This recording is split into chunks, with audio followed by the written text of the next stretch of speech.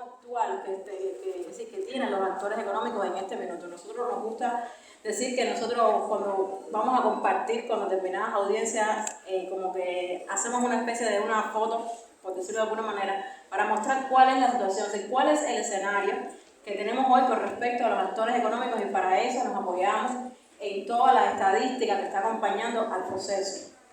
Porque es precisamente la estadística que acompaña el proceso la que nos ofrece los datos, primero para la toma de decisiones, segundo para marcar cómo marcha el proceso de creación de nuevos actores económicos, y tercero porque realmente es lo que demuestra la importancia de todos los temas que se han abordado a lo largo de estos días del evento.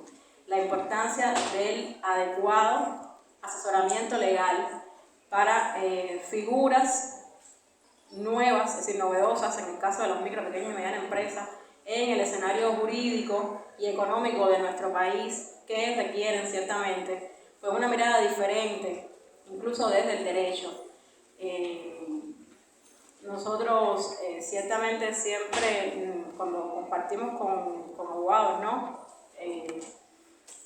Hacemos la alerta de la importancia que tiene empezar a usar figuras a las que nosotros no estábamos adaptados. Nosotros no estábamos adaptados, como estábamos comentando, porque no existían en el ordenamiento estas figuras jurídicas como la sociedad de responsabilidad limitada. Entonces esta visión un poco más mercantilista ciertamente es necesaria a la luz de todas las transformaciones jurídicas que se están dando a partir de que está entrando a jugar en el escenario económico un actor pues totalmente novedoso para todos nosotros. Entonces, le vamos a mostrar cuál es la situación que tienen hoy los actores. Esta es la panorámica que tenemos a lo largo y ancho del país. En este minuto hay 9.169 actores económicos aprobados, y esta es la distribución que tienen por cada una de las provincias de Cuba. Es importante recalcar que excepto el municipio Bolivia en la provincia de Ciego de Ávila, que tiene actores solicitados no aprobados aún, el resto de los municipios de Cuba todos cuentan con actores económicos. Por tanto, el despliegue de estos actores en el país es bastante grande. Hay 8.964 MIPYMES privadas, 138 MIPYMES estatales y 67 nuevas cooperativas no agropecuarias.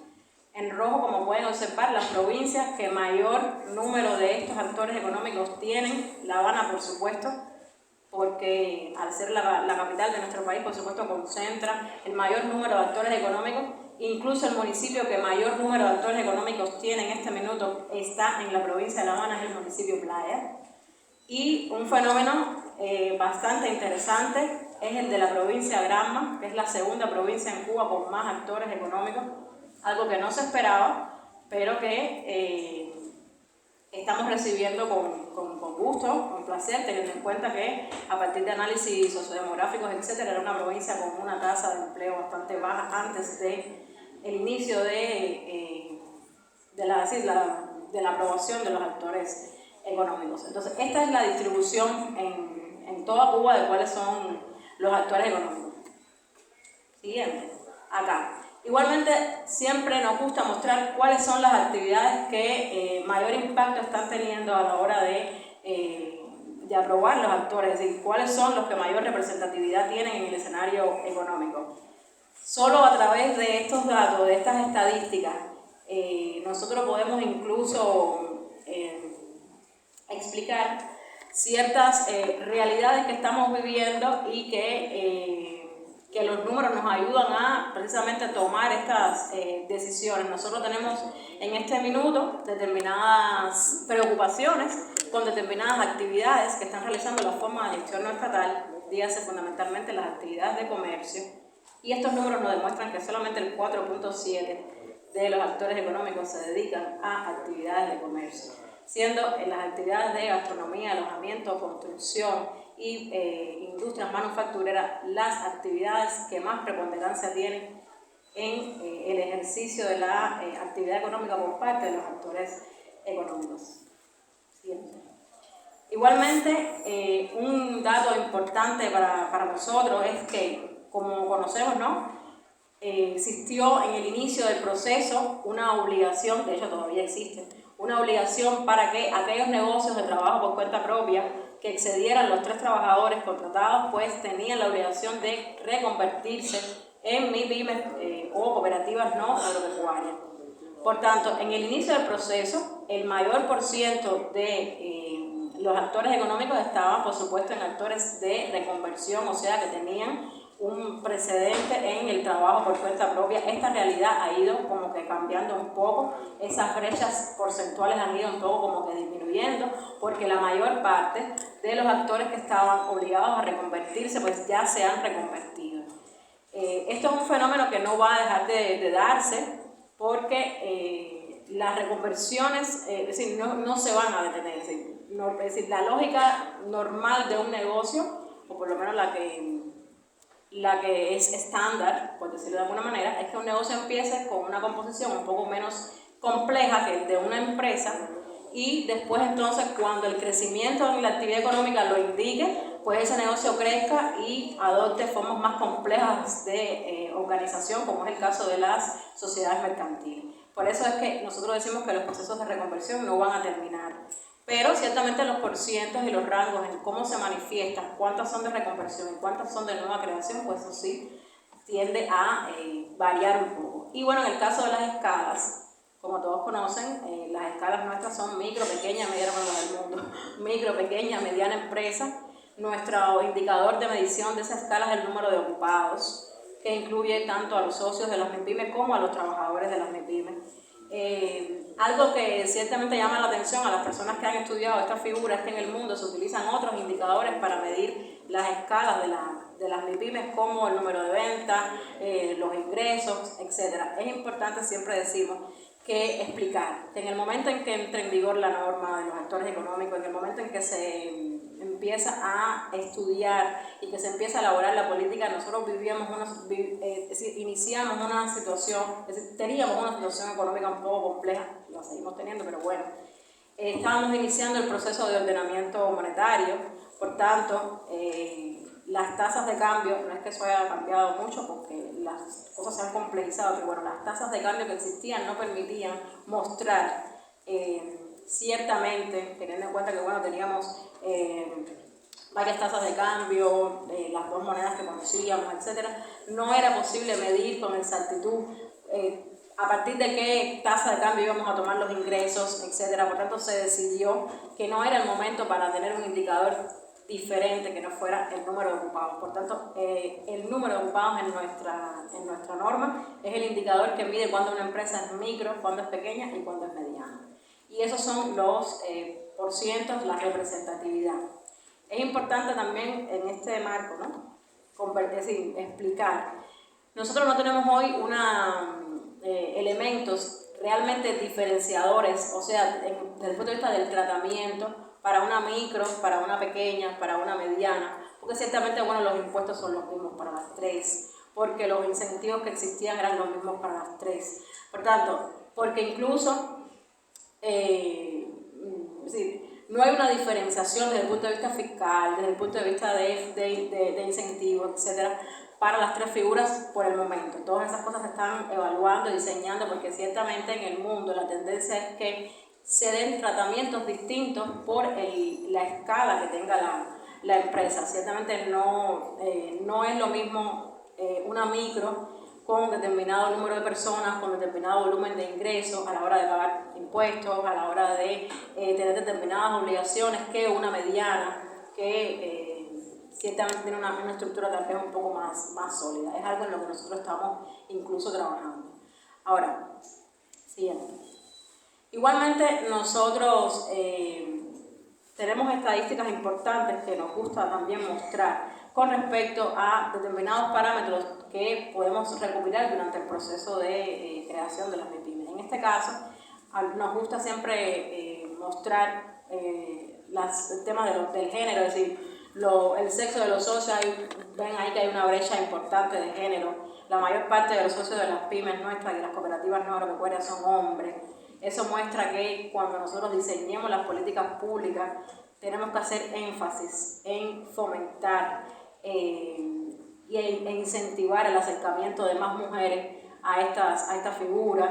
Y entonces, en estas brechas de género que estamos trabajando, incluso apoyándonos mucho en la colaboración internacional, a partir de determinados proyectos de colaboración que promueven, que incentivan que mayor número de mujeres se acerquen a esta cultura emprendedora y que, bueno, se conviertan en socias de negocio, ya sea MIPYME o cooperativa agropecuaria. Igual existe esa misma brecha en cuanto a la edad de los socios. La mayor parte de los socios nuestros de las pymes está entre 36 y 59 años. Por tanto, también hay que diseñar políticas públicas dirigidas a que más jóvenes accedan y tengan la posibilidad de ser socios de MIPYME.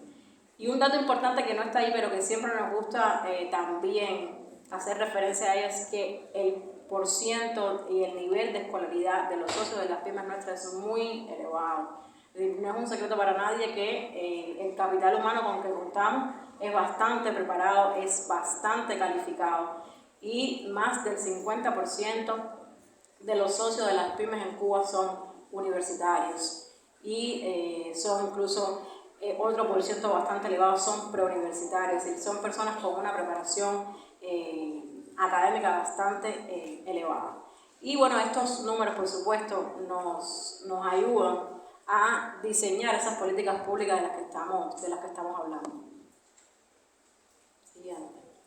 Igualmente, pues un acierto, por decirlo de alguna manera, de todo este proceso es el número tan importante, por decirlo de alguna forma, de nuevos empleos generados. Es decir, nosotros tenemos 241.000 ocupados en estos actores económicos y 165.000 nuevos puestos de trabajo en la economía generados. Estas son personas que, por declaración de los socios al hacer la solicitud de las MIPYME, son personas que no tenían vínculo laboral y que, a partir de la posibilidad de poderse relacionar laboralmente con una forma de gestión no estatal, pues han accedido de esta manera al empleo. 181 de estos actores son partes de proyectos de desarrollo local, o son titulares de proyectos de desarrollo local, la propia MIPYME, o sus socios son titulares o eran titulares de proyectos de desarrollo local en el momento en que se hizo la solicitud de la creación del nuevo actor. Y 21 pues están incubadas en los parques científicos tecnológicos de La Habana y de Matanza, con las facilidades, las oportunidades y el tratamiento diferenciado que implica estar incubado en un parque científico tecnológico desde el punto de vista de los espacios, desde el punto de vista del acceso a determinados recursos, desde el punto de vista fiscal, tienen exenciones importantes desde el punto de vista fiscal.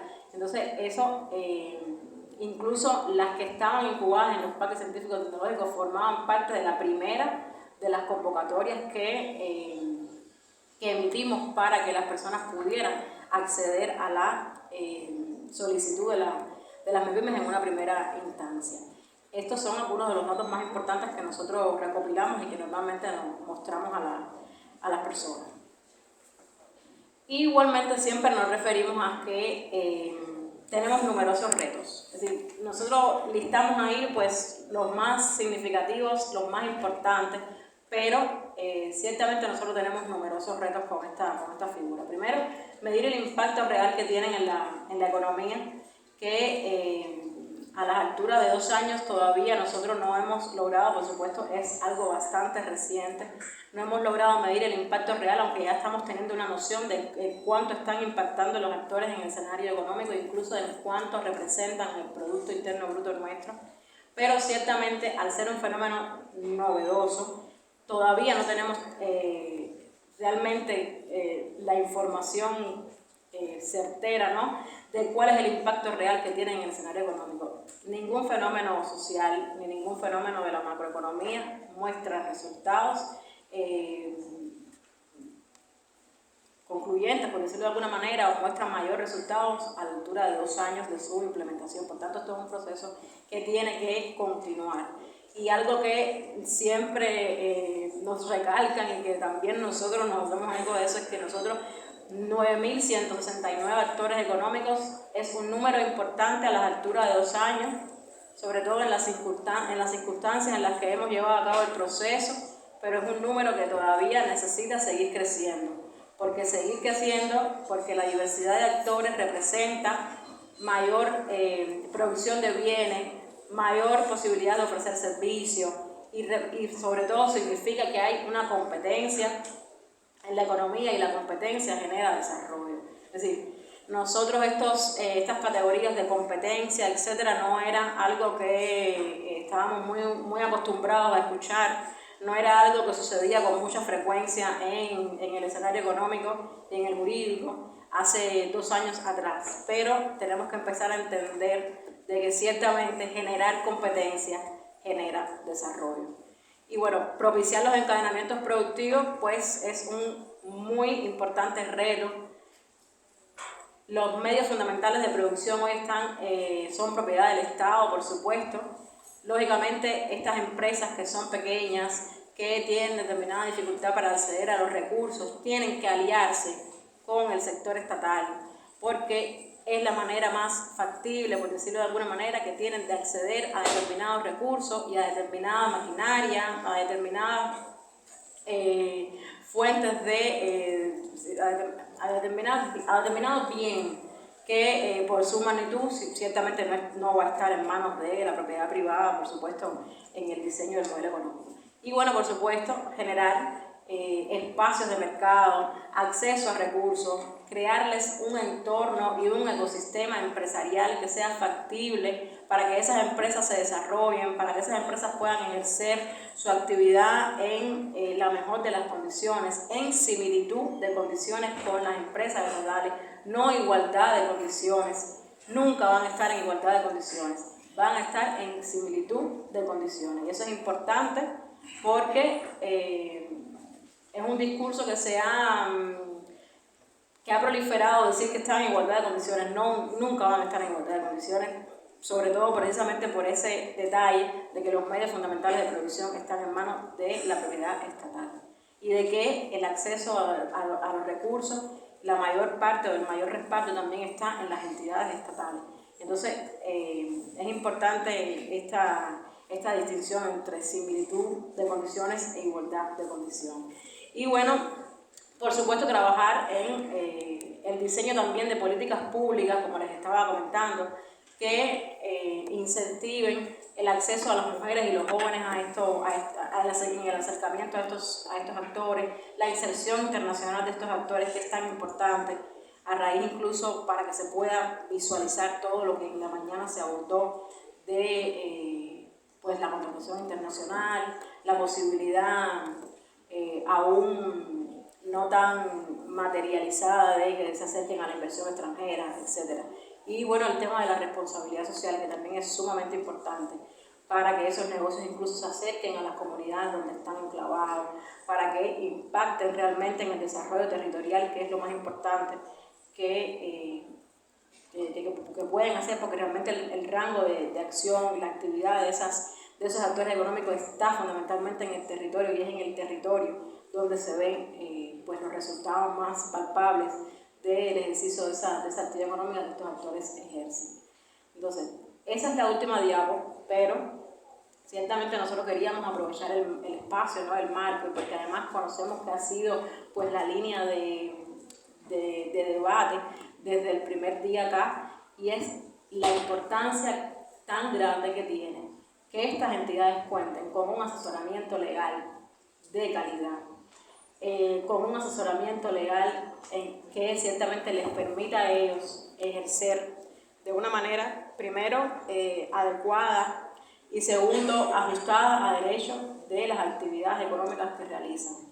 Nosotros todavía tenemos la percepción, porque ciertamente somos los que realizamos los documentos rectores de la vida de esas MIPYMES, en este caso de cooperativas no agropecuarias, y tenemos la percepción de que ese asesoramiento legal todavía no es suficiente, es decir, no es todavía adecuado. En determinados casos, hay casos en que sí, por supuesto, no es algo generalizado, pero bueno, ciertamente no es todavía lo que se quiere. Es decir, nosotros estamos asistiendo, como les comentaba al inicio, a un proceso totalmente novedoso. Esta es una figura con la que nosotros no estamos adaptados a trabajar.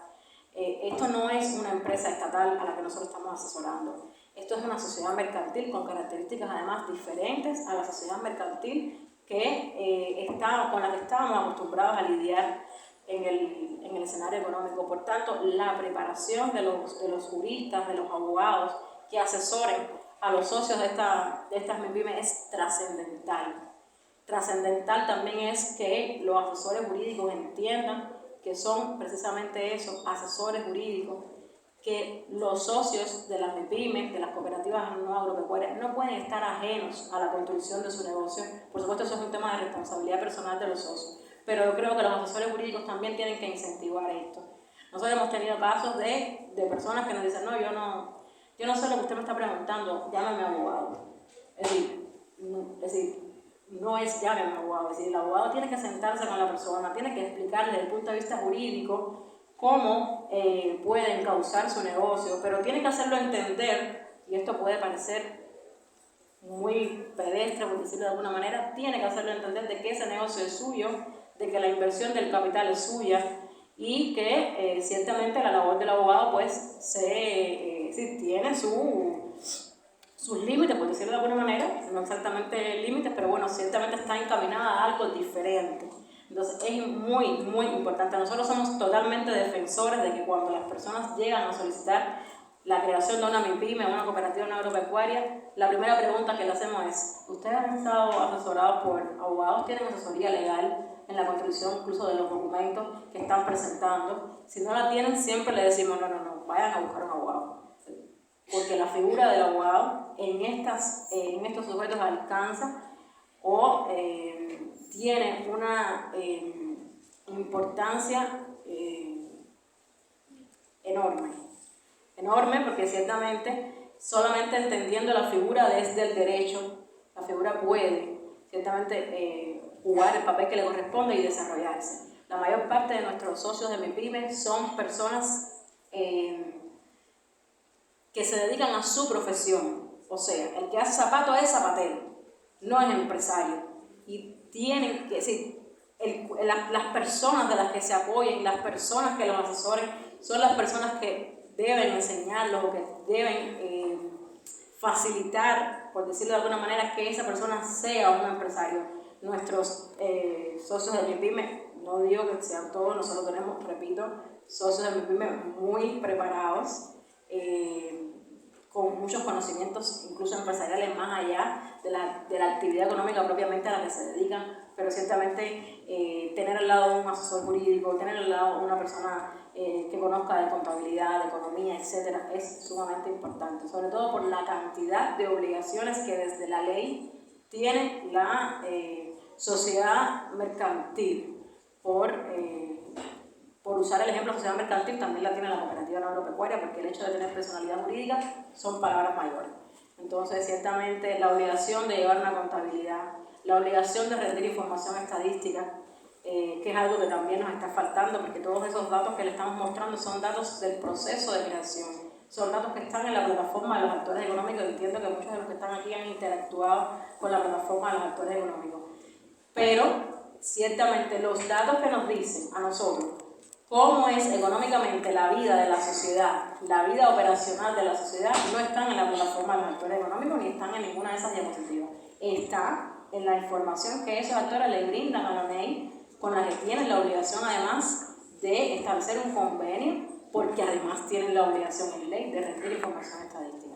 Entonces, sin ánimo de extenderme mucho más, porque de hecho no sé ni qué tiempo llevo hablando, sin ánimo de extenderme mucho más, sin ánimo de entrar en particularidades jurídicas de la figura, sin ánimo de entrar tampoco en particularidades jurídicas de las normas, las cuales, como me imagino conozcan, están en este minuto en un proceso de revisión, porque la propia norma establece que a los 2 años de entrada en vigor la norma, pues se tiene que revisar y tiene que estar sujeto a un proceso de revisión y modificación a lo que corresponda, y es lo que está sucediendo en este momento. Sin ánimo de entrar en todas esas particularidades, pues lo más importante que queríamos trasladarle era esto, porque solamente viendo los números, viendo cómo se comporta la figura, viendo la cantidad de actores económicos con los que tenemos hoy, cantidad de actores económicos que hoy estamos mostrando, pero que la semana que viene ya toda esa data se quedó vieja, semanalmente, por tendencia. semanalmente esos datos cambian. Entonces, esta es una figura que llegó para quedarse.